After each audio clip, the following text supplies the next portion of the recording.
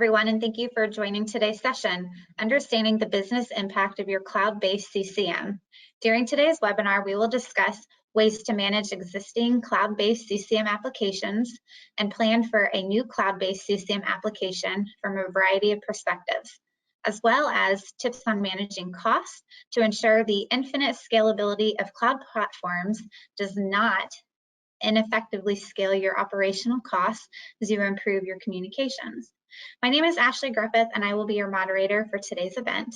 I'd like to introduce our guest speakers, Jeff Weldon, Senior Analyst with Madison Advisors, and Scott Drager, Vice President of Customer Transformation with Quadient. Jeff Weldon provides industry expertise and project-based advisory services for enterprises, technology providers, and service providers in the output technology space. With a wealth of industry and analyst experience in digital printing and electronic publishing software systems, Jeff has extensive knowledge of numerous output management systems in the transactional and print-on-demand markets, including print management and workflow systems and leading electronic delivery solutions. We are thrilled to have you present with us today, Jeff. Scott Drager has served as Quadient's Vice President of Product Marketing for the last 5 years, is now Quadient's Vice President of Customer Transformation. He focuses on helping customers around the world create omni-channel customer experiences at every stage of the customer journey. He is a Master EDP from Explorer, serves on the Board of Directors for Rutgers University CX program, and earned his CCP, his Certificate Customer Experience Professional certification from the Customer Experience Professionals Association in 2018. Welcome to today's session, Scott. Before we would begin, I'd like to mention just a few housekeeping items. First, today's session will be recorded and made available for playback within the next few days. If you have any questions during the presentation, please submit them through the questions box. We will answer all your questions at the end of the session. If we don't have time to answer your questions, we will respond to your specific question after the webinar. Thank you everyone for joining, and Scott and Jeff, let's get started. All right, thanks, Ashley. The first thing we wanted to do is Jeff wanted to give us some context. Well, so that's a good question. So the marketplace for customer communications is increasingly growing to, as with many IT infrastructure things, to an outsourced cloud-based world. And so the Inspire Evolve is sort of the next piece of that. And I guess one of the questions that I've had for Scott throughout this period is, why release a SaaS product now? You're not the first to market, you may not be the last, but what drove you guys to do it today? Sure, that's always good to get a tough analyst question right at the beginning of this one. So what we wanted to do when we looked at this, we saw some SaaS CCM market offerings coming into the market over the past few years, and we watched a lot of it focus on low-hanging fruit applications. So these were the applications that were, very easy to outsource, sometimes not the most difficult items, so it was easy to put something out. But we started to notice that the complex things couldn't move. And this is not the software is complex or the service is complex. This is your work is complex. Requires collaboration across a bunch of teams. You got regulators breathing on your neck. You got legislators changing the rules every few months with sometimes just a few weeks to comply. So when things get complicated, just because your work is tough, some of that wasn't there. So we decided to wait to put our SaaS offering out until we could handle all the complexities you need. So we didn't just make people create another silo within their organization. So we wanted to keep our focus on the full range of customer communications, from the easy routine ones to the most complex ones, on a unified platform. So we wound up bringing all of CCM instead of just the low-hanging fruit or the easy use case. So you didn't just take Inspire and put it on a different platform and say, now it's in the cloud and SaaS. You've actually gone further to address some of the issues with having stuff in the cloud. Right, but we didn't just throw away our Inspire technology. The Inspire technology is still the best performing engine in the marketplace. It's the highest ranked engine and is the fastest, most efficient engine. So when we put that, I think later in our discussion today, we'll talk about why that matters, especially as you plan your billing and your budgeting process for communications going forward, so that we understand that your communication design has consequences, and by putting the most efficient engine into the cloud, you will wind up with the most efficient delivery and easiest, most predictable budgeting. Okay. All right. So now we got the hard one. Let's go for the softball question.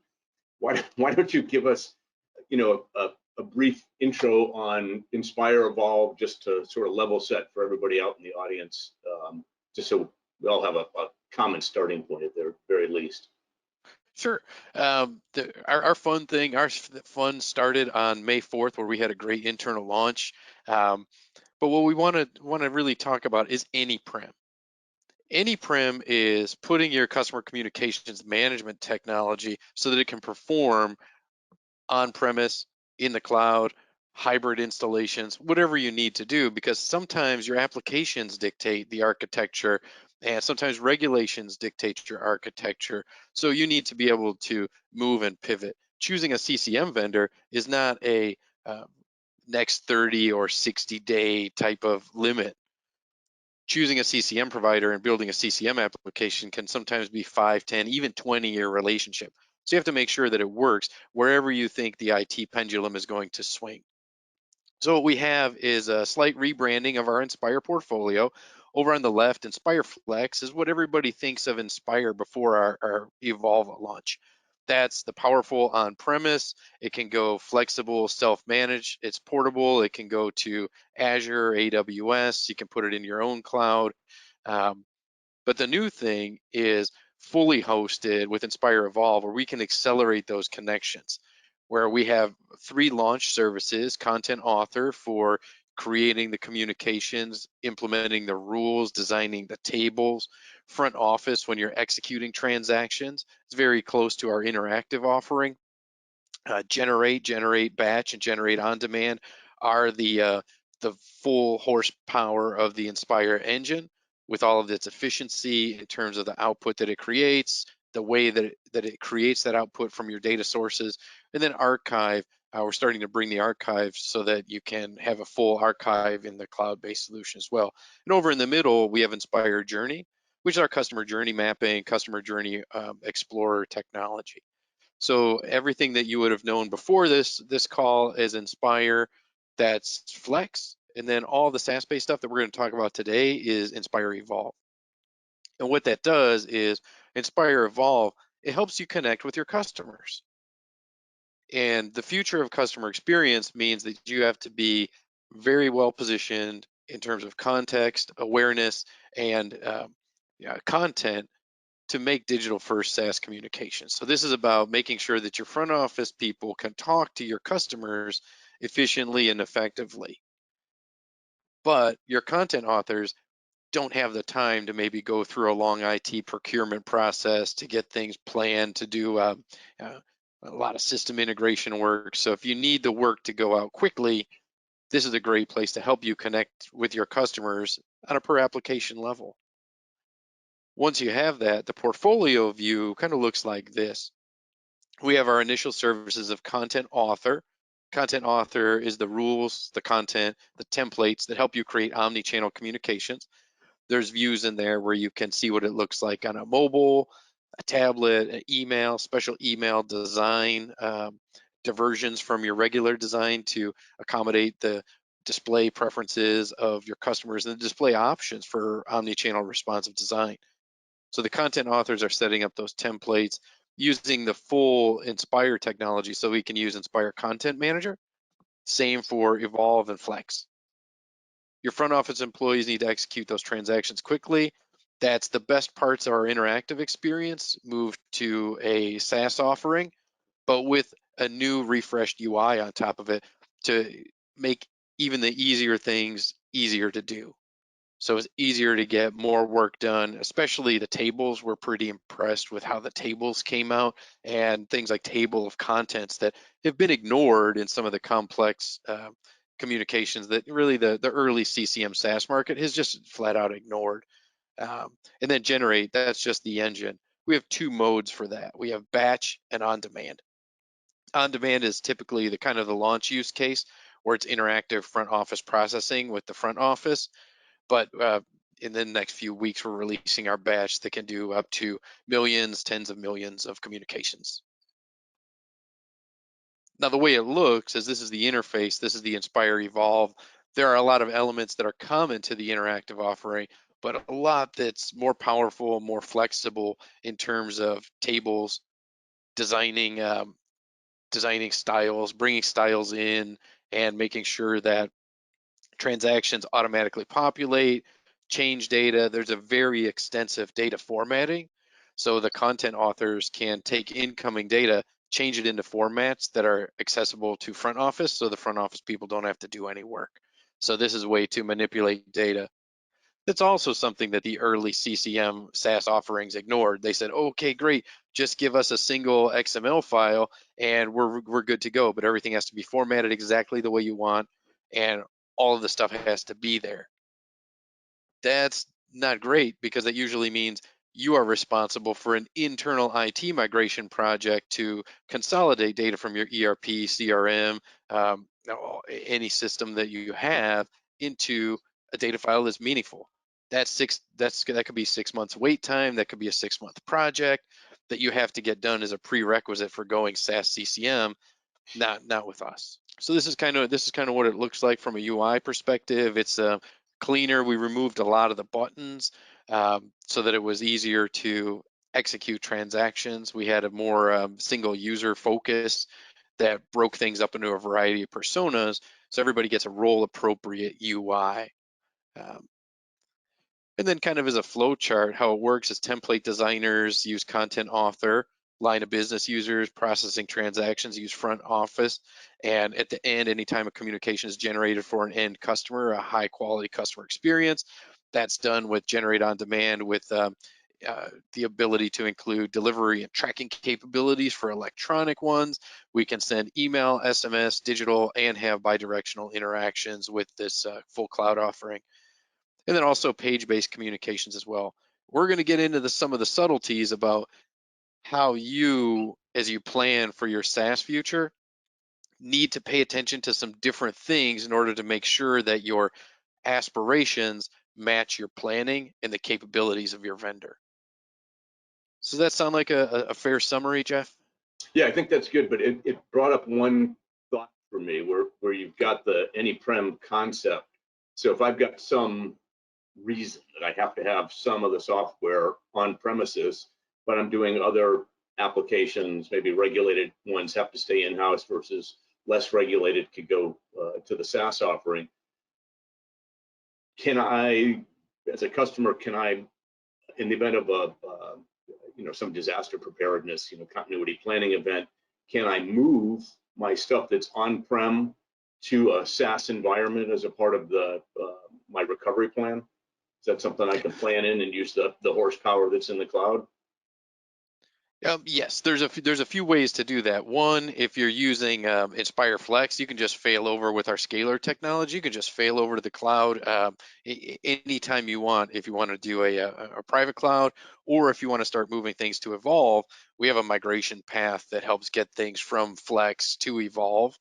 At the underpinnings of this technology, and why we're very proud of what we were releasing rather than focusing on releasing something that earlier that wasn't complete, we released something that really uses all of your technology. So if you have the Inspire Content Manager managing assets, all of those can move from Flex to Evolve very freely. So you have access to all the content, all the rules, so it's efficient and scalable. So you can deliver that consistent customer experience without having to replicate things across design and design.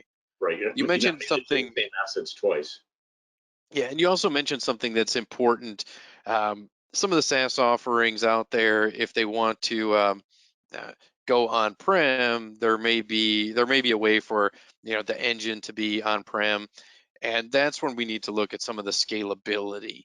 That's again where we brought the highest rated, highest ranked, fastest engine to the Inspire Evolve. So at the part you don't see, a lot of people think, oh, I just dust my hands and just ship it to the cloud. It matters what's in the cloud, because while the cloud is scalable, it's not scalable for free. There is a cost. So inefficiency is like drag or poor design from an aerodynamic perspective, and we are very aerodynamic in terms of what we've released into the clouds. Okay. All right. Perfect. So we continue Yes. forward. So this is where we're going to start having a conversation about what this means for you, because cloud technology is interesting and SaaS is interesting stuff, but we're going to talk about the business impacts. That's what nominally we promised, and Ashley put that in the description, so we have to live to it, right, Jeff? We should deliver on that. So that does bring us to, I mean, the question here, rather than just it's a, what kind of apps are you seeing move to the SaaS environment, and what are the parameters around those that you see that make it so that somebody can say, let's move this one. What's what's the rationale for the particular apps that are moving? Yeah, sure thing, Jeff. The first ones that we've seen move were like very reactive ones, like unplanned communications.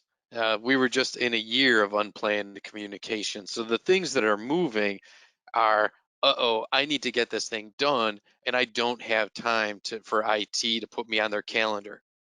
I don't have time to go through a budget planning expense to get a new technology brought in or a new server.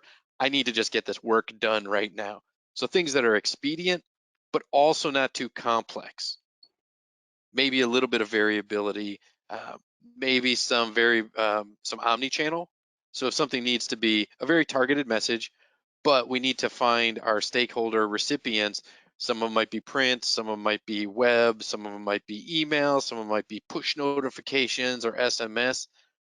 A variety of output channels in a very simple message are the ones that are moving quickly to this platform. But then they're finding they can expand from there. But it's usually the emergency, unforeseen plan that your IT team just frankly can't absorb. Right. Those are I mean, the I think first ones. that's what we see with a lot of our customers is trying to get the IT resources to implement things. And so there's not just the development side of things, but the whole um, ordering of equipment, getting it stood up, getting a supported environment, maintaining it, getting the software licensing, and getting all of that in place. Those things take a long time, and we see that a lot of times in general from the IT division of companies, large companies, the whole customer communication things sort of get second fiddle to some cool app that they're building, or the real-time user interface of a web login that they've got set up.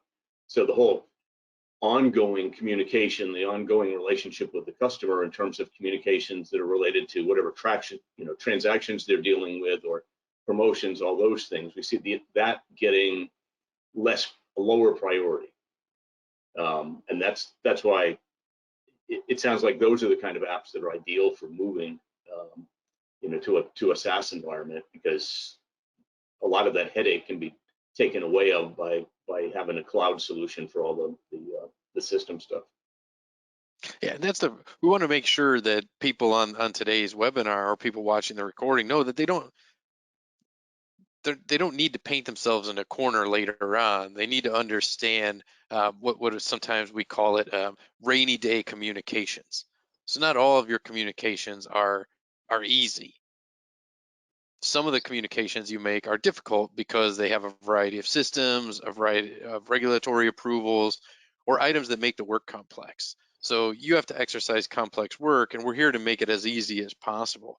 So one of the things we talked about earlier in terms of like which applications are a great move, there are some that maybe aren't a great move just yet. And what are you hearing about some of these, Jeff? Yeah, I mean, I think that the highly regulated stuff, where there's more, personally identifiable information, that those are the ones that are more concerning. The things where I've got your account holdings, your account balances, things like that, people are reticent to do it. I mean, if you think back in time, just getting an electronic signature, that was the big woo, through the legal department and the compliance department into, spasms. But today, all that technology has been worked out where, both from a regulatory standpoint and, internal risk factors, where there's a very few set of transactions today that require a wet signature, I guess is the real point. But, a lot of, things have moved to a digital signature. So my hope and expectation would be that more and more, as people get comfortable with a cloud environment for communications, that more and more of those apps will sort of free up over time. But you may still get people saying, no, that's the confidential information, the regulatory stuff, we're just going to keep all that in-house. Yeah, we actually had a recent interesting win. There was a major bank that had a SaaS CCM strategy that, for PII reasons that you mentioned earlier, was running on premise and in an appliance, and it couldn't deliver the amount of pages in the 24-hour period that needed to be delivered. So that bank had to spend it was nearly $1 million annually to then move that to a system that could handle the volume and the time that the on-premise appliance just wasn't able to deliver. And we'll talk about a little bit more about efficiency later. But things that can't move up and down sometimes are regulatory. Sometimes it's a policy barrier. So I know, Jeff, we were talking as we were planning this. Sometimes there's things that are well suited, applications well suited, communications very well suited to go to the cloud because they're maybe simple, they may be fast turnaround, they may not use a lot of data sources, but your regulatory and compliance team has a policy against it. What we're trying to do is say, anything you design, you can start moving that stuff back and forth and keep that content across the systems available. And it's the same internal architecture for Inspire Evolve as is for Inspire Flex. So even if we have like some edge cases, all the architecture is understood and usable, whether you're on-premise, private hosted, or in our cloud, our SaaS offering.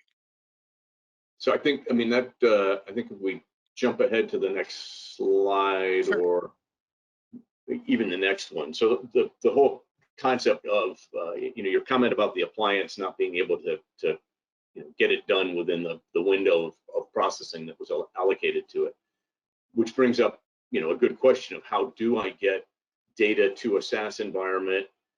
How is it protected? What am I how am I getting it there fast enough? How am I getting it processed quickly enough? And how am I getting it back or directed to my print provider? How am I making sure that actually happens both within my SLAs and using the level of data security that my company expects. Yeah, well, for data security, we're using the same kind of cloud certifications, high trust that's out there in the marketplace. So it is at that top level of security, but now that's sometimes a compliance reason. Now, data is an interesting one because there's a lot of below the waterline work that's required of SaaS CCM offerings. And this is something that's very important for you to understand and project during a demonstration. And if you'd love to, we have some links and QR codes at the end if you want to get a demonstration and learn more about the Evolve solution. We're definitely going to put that on the screen. I'll spoil the ending and tell you that's there. But one of the important things to look at is there's below the waterline work. Below the waterline work is if your SaaS CCM technology has limits on data, says you can use what's here. Maybe it's difficult to reprocess it or make rules, or it has to be in one source and it has to be XML. Like right now, we take CSVs and XML. With Evolve, we have a few more coming up in the next release. We release on every 2 months. We have a new release, and the next one has even more data options. So even with 2, we have more than the rest of the market, most of the bulk of competitors. But the interesting thing here is you can do some of your own data manipulation for your content authors. Content authors might know that this field plus this field is what I need. You can start doing some of that. You can format the dollars. If somebody gave you an incorrect format, which is almost every time, you can fix it. You don't have to go back to IT to make them do the work. And that's traditionally below the waterline work. That's work before you can start your SaaS CCM implementation. You have to force somebody else in your data operation to do a ton of work that they definitely don't get to do for free. They're going to have to pay for this. This is an investment, and it may cost you 6 or 8 months to get time on the calendar. With Evolve, you just don't need that time on the calendar. You can start faster because we accept a wider diversity of input data. I think that actually hits on our next question here, which is what's faster with SaaS CCM? I mean, the licensing setup, time to stand something up, and implementing an application. Where do you see the real advantages here in terms of time to market for the SaaS solutions? Yeah, Inspire Evolve takes advantage of all the things that SaaS does faster, and that's your contracting time. So that's always something that's takes longer than people want, because everybody in legal wants to look at this, especially when personally identifiable and information or personal health information is going up and down. That's faster for contract review. Implementation time is faster because you just get some logins. One of the things that we did that was a little bit different from other offerings out there is billing transparency and entitlement transparency and scaling users. So we make it real easy for you to add new users, understand, and actually every time you log into Evolve, the first screen you see is like how much entitlements you have. So if you purchase a certain amount of capacity, you find out how much capacity is remaining. So you're not surprising the boss, you're not surprising the CEO with an unplanned bill for an overage. So implementation time, planning time, budgeting time. If you don't require your IT team to do a big data transformation, that's faster as well, just stitching up the source. Okay. So kind of So the other one maintaining kind of maximum interesting. flexibility. So you actually mentioned something back there with the ability to, you've got was it a monthly or bi-monthly schedule for doing updates? As with any SaaS environment, the core is being updated, and so I get all those new features automatically. Is that? Yeah, and that's an important one for us. If you look back at Quadient's track record, we are very proud of the amount of enhancements we provide to our current customer base. So if somebody purchased a product 5 or 6 years ago, they can look back and see that hundreds or even thousands of enhancements and new features were added to that product for no additional kind of charge going forward. But we've also seen, like, flexibility is important because we've all seen the pendulum move from in-plant to outsource, back to in-plant.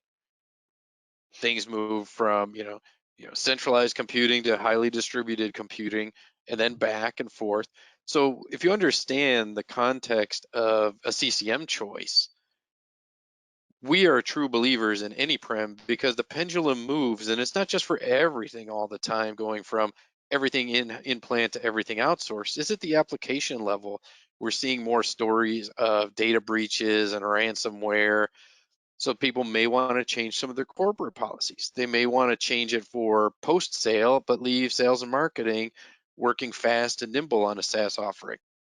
So you have to understand what you might do in 4 or 5 years, where that pendulum might go, to understand, do you have a vendor that's going to support it no matter where it goes from, heavily regulated to deregulated, decentralized computing to centralized computing. It will move at a few year interval, and Quadient makes sure that no matter where it is, you're there. Which actually brings up an interesting question. I know one of the big issues with a lot of software is the migration cost of, I've gone from version 2 to version 2.5. What's it going to take to migrate? And that's one of the things I like about a SaaS solution is just I log in today and all of a sudden the new release was put on last night. I've got new features available to me, but I don't have to go back and rework everything I've done before.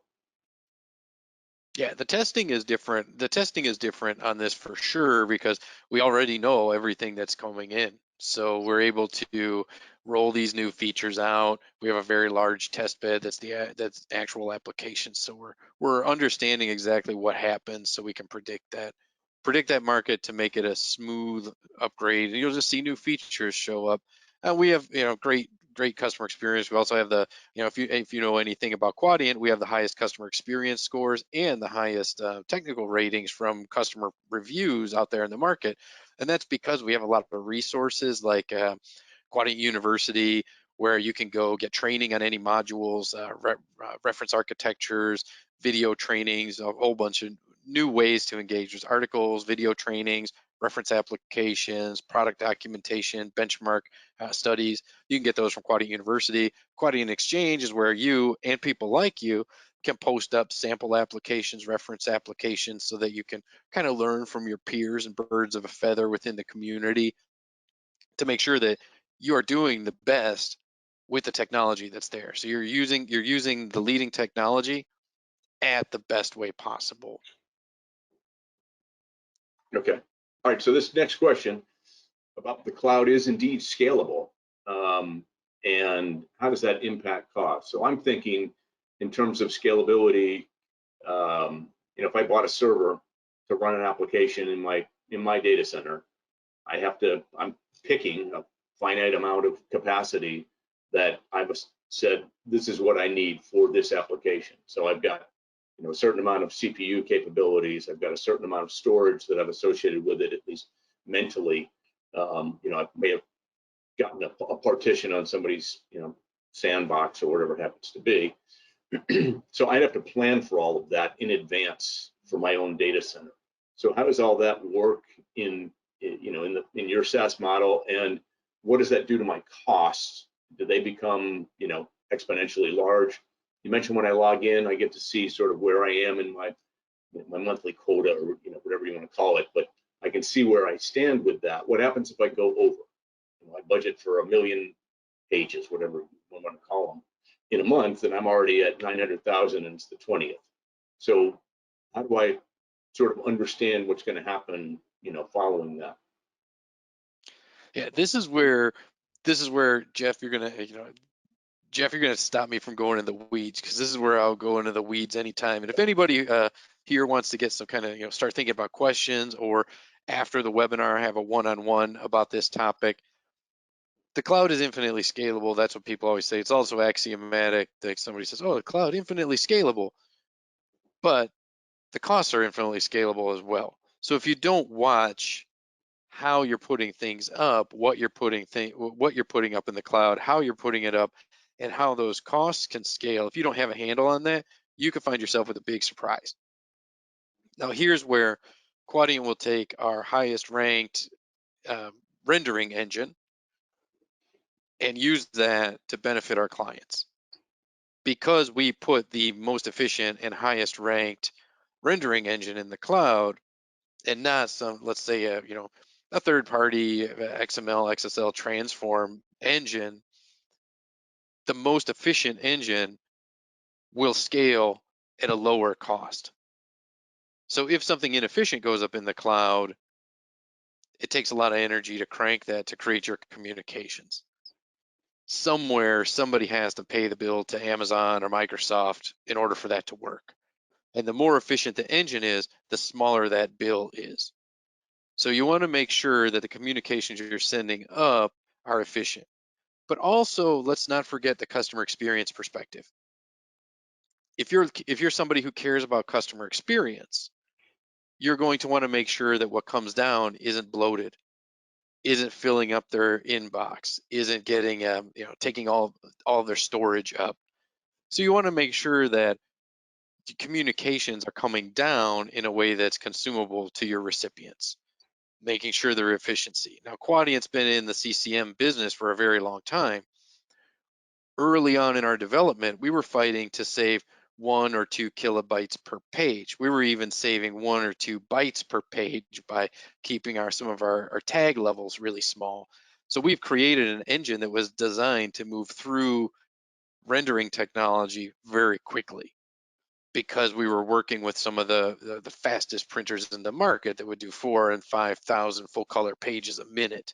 So when you have to be that efficient, you have an engine that can tolerate a lot of complexity, but resolve it in a very simple way, which results in customers getting smaller files, which is appreciative for them because it's faster download times, doesn't hit their bandwidth limits, but also it means that the costs are lower because the SaaS offerings out there in the market all either rely on AWS or Azure or one of the other major cloud offerings. But the point is they have to pay a toll every time a communication is created. So it is possible. So your costs will scale with your usage, and the cloud will adopt all of your communications within reason. You could go up to probably quadrillions of communications. Quadient users create 1 trillion communications a year. We don't have any scale problems at that level. All right. So Jeff, I'm gonna bug you for a while. Say, hey, how does communications work with a customer experience strategy? Well, that's basically that's how your company interfaces with your customers. Probably two sides of it. One is the whole onboarding, getting a new client perspective, and then there's the servicing of the account, along with which comes in two favors. One is you want their experience with you to be intelligent. You want to not waste their time. You want to make it easy for them to get the information that they need in order to make a decision to do something new, whether that's just reviewing their statement or deciding that they want to purchase some additional service. You want to keep it concise and make it as easy as possible. I think about logging into my brokerage account to do something, pay a bill, whatever it happens to be. I can do that faster on my app than I can on my laptop, just because they've streamlined the app to allow me to do the exact things that I want to. Those are all a part of a customer experience. Where communication comes in is now I want to have a dialogue with a client and initiate them doing something. I want to do that in the way that they want to be communicated with. Right? Some people want a text message, some want an email, some like getting something, like something in the mail. These days, receiving something in the mail is kind of an exciting thing, for a lot of people. I get 1 or 2 pieces of mail per day, so it's exciting to see who thought enough to send me something in the mail.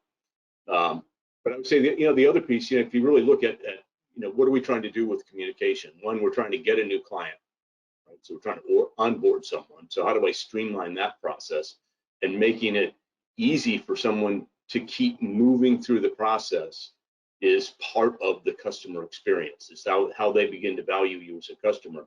And in my own life, I recently started doing that with to refinance my mortgage. And there was one company, and I felt like they were asking for too much of me too soon in the process, right? I didn't reach a point of trust with them.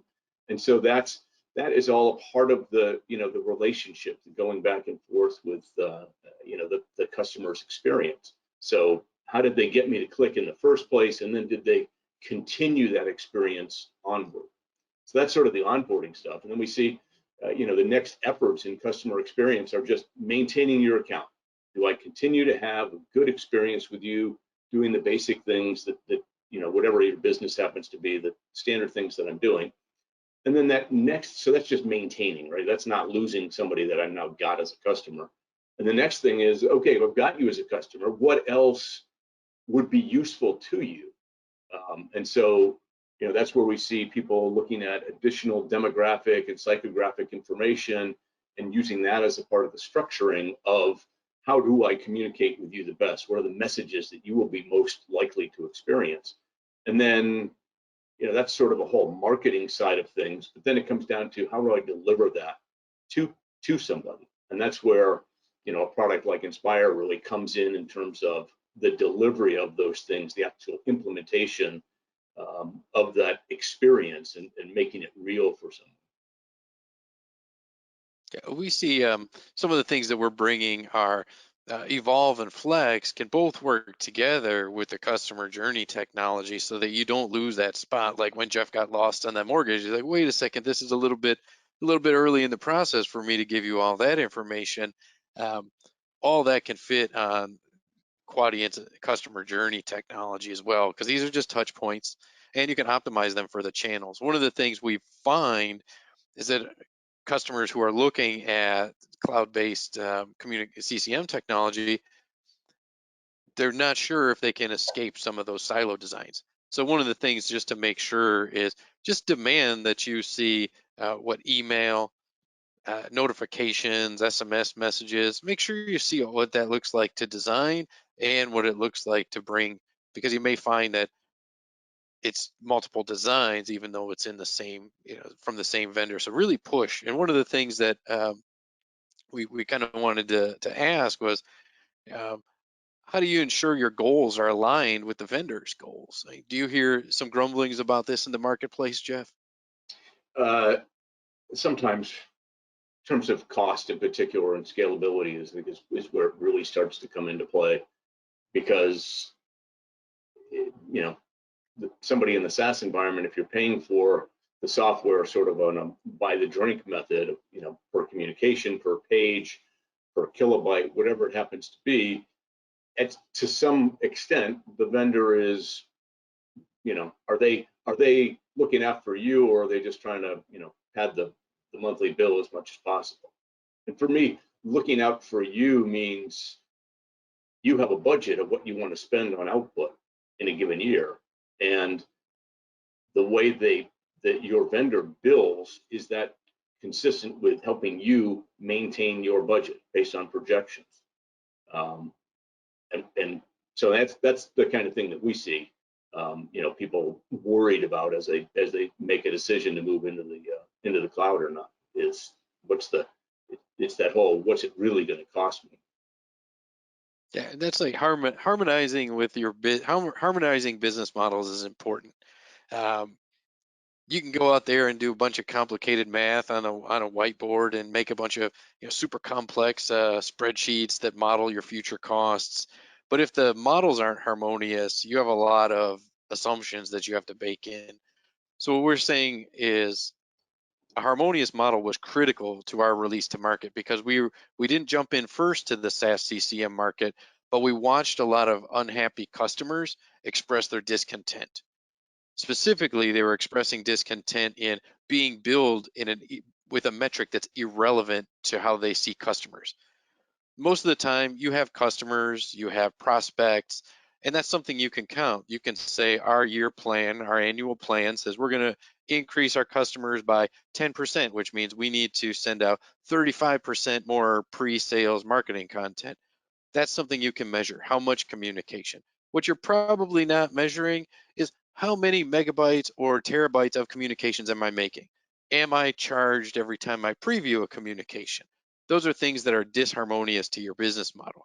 So what Quadient did with the Evolve offering is we said, how are our customers experiencing the software, and can we harmonize our billing metrics for that?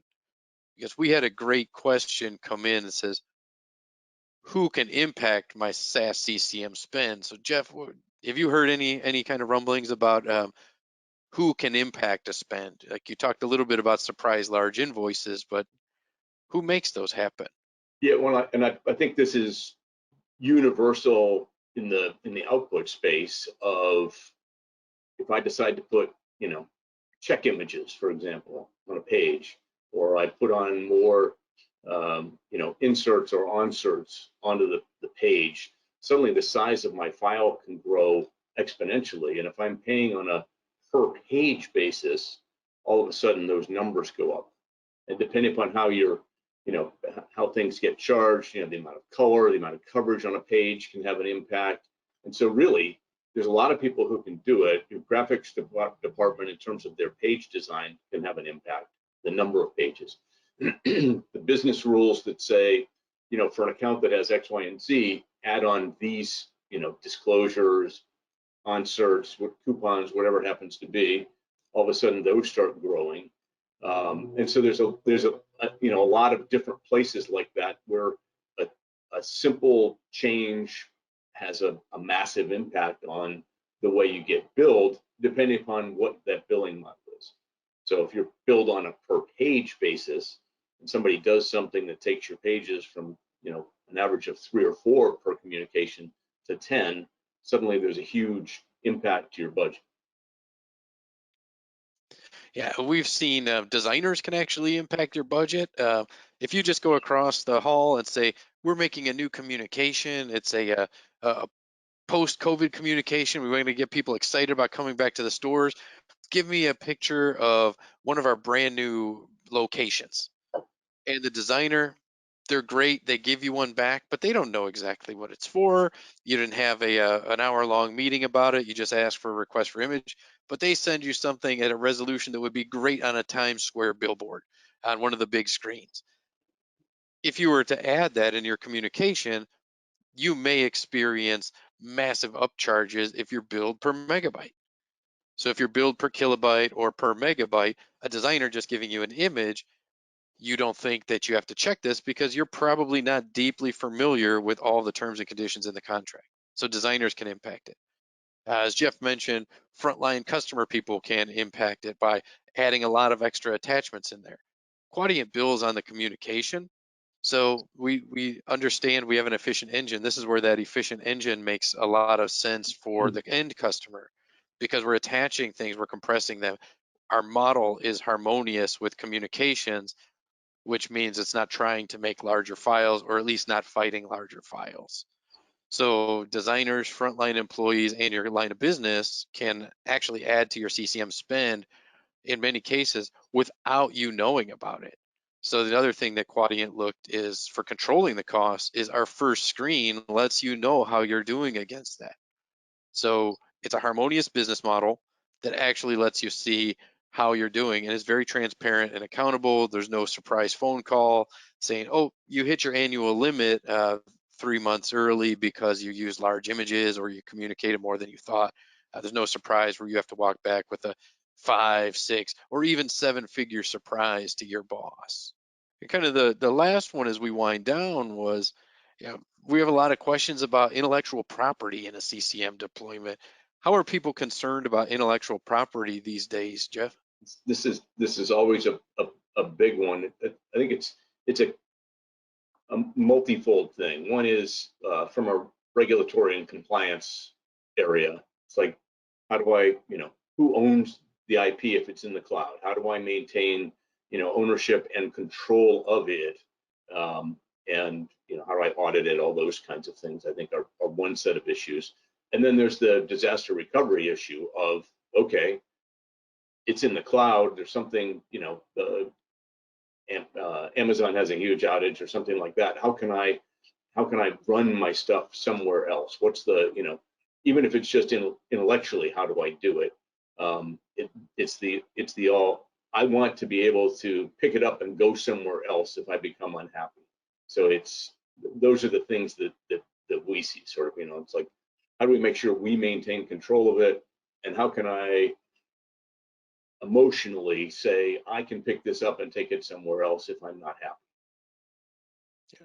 Yeah, that's one of the things that really comes up sometimes at the beginning.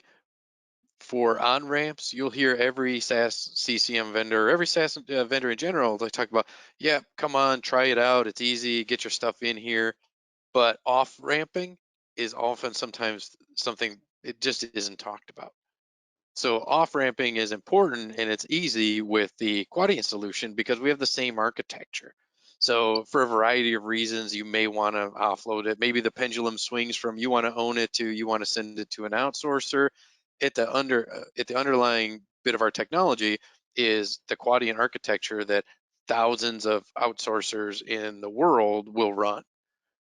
They can take some of the output, but we're okay with offboarding the technology, not just trapping people into a new model that doesn't have an offboard or offloading capability. So you can export, you can use your existing CCM technology to make it something that's transferable, and you can have full audit and full accountability of your intellectual property. Great. All right, so I'm noticing on the clock that we have had Yeah. a fun time here, and we've chewed into some of our Q&A time frame. So, Ashley, do we have any questions that have come in? Thank you so much. We do have a question, and please, audience, feel free to enter your questions into the chat or questions box.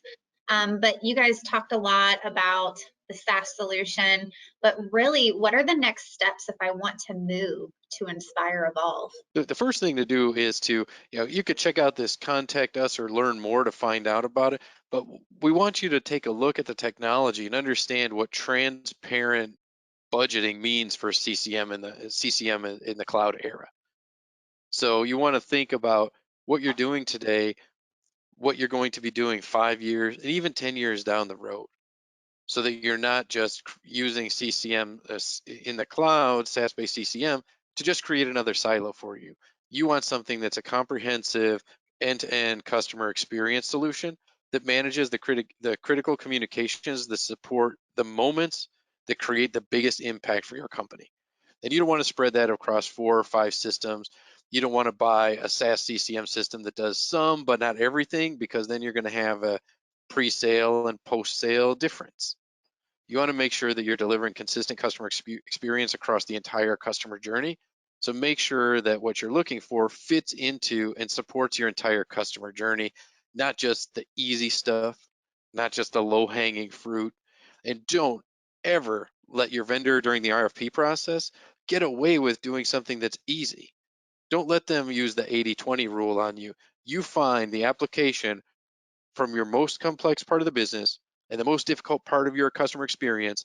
You make your vendors fight it out over that one. Everybody can do the easy stuff. Excellent. Thank you so much, Scott, for that answer. And thank you both, Jeff and Scott, for your time today, just for these wonderful insights around understanding the business impact of your cloud-based CCM. We don't have any more questions, so I will close today. I hope everyone really enjoyed today's webinar and you have more knowledge around the surrounding advantages of leveraging a CCM application to fully transform your customer communications for more efficient, compliant, and intelligent outreach. As a reminder, today's webinar was recorded and it will be available for playback within the next few days. Thank you again, everyone, for joining, and I hope everyone has a good rest of their day. Thank you so much.